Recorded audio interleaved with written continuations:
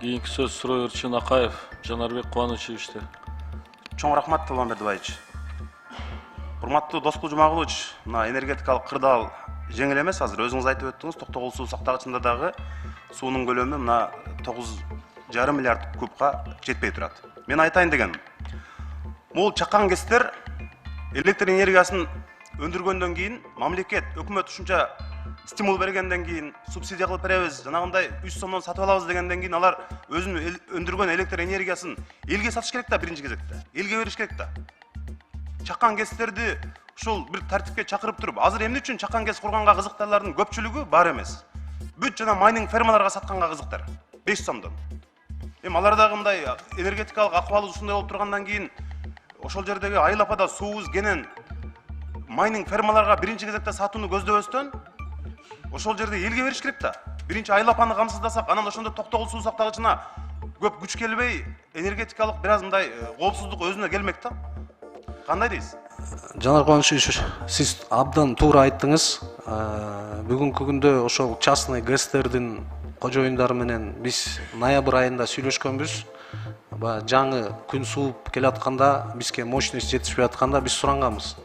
Бизге биздин системага бергиле, биз элге берели дегенде айрым инвесторлор отказ кылып, мага невыгодно, мен эмне үчүн элге беришим керек деп ачык эле айтып, майнинг фермаларга саткан учурлар болгон. Ошон үчүн бүгүнкү күндө биз өкмөттүн күчү менен, ошо республиканский бюджет менен жана башка источниктер менен өзүбүздүн генерациябызды бүгүнкү күндө өкмөттүн көзөмөлүндө кылбасак, бир да частный компания 77 тыйындан элге же болбосо 50 тыйындан элге жана аз камсыз болгон үй бүлөлөргө электр энергия бербейт. Сиз абдан туура айттыңыз. Бул жумуштун үстүндө мына өткөн созывдун депутаттарынын инициативасы менен мыйзам кабыл алайын деп кайта артка кайрылган. Ал жерде күн менен жанагы чоң ветровой генерациянын күн менен генерациялардын интерестери камтылбагандан кийин ошону кайта артка калып, мына жакын арада толугу менен кайта межведомственный согласие алып, алдыңыздарга алып келип, Кудай буйрса өткүзүп кетебиз деген ниеттебиз. Рахмат. Доскул Жумагулович, мына кече көрдүк. Электр энергиясы бир саамга өчкөндө эле мындай жашообуз токтоп калды. Ошону өтө маанилүү экенин ар бир жаран түшүнүш керек. Түшүндүрүү иштеринде мына биз суунун башында турабыз деп эле жана каалагандай колдонбош керек.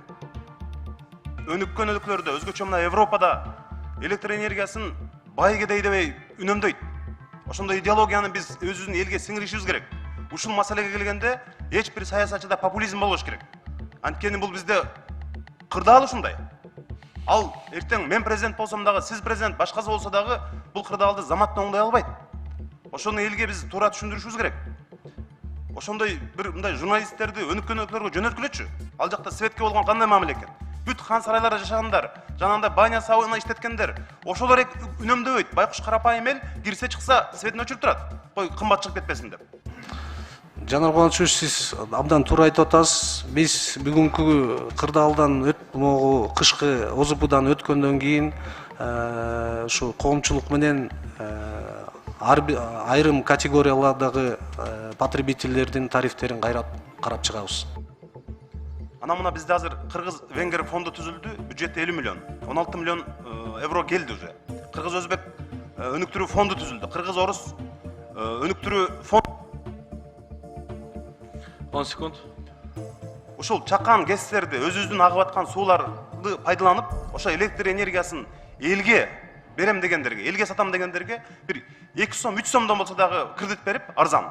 Бүт жана уруксат алуу документтерин жеңилдетип туруп, бүт баарына ошондой мүмкүнчүлүк беришибиз керек. Ошондо чакан кесиптерибиз көбөйүп, жанагындай Токтогул суу сактагычына болгон мындай нагрузка азайыш керек да.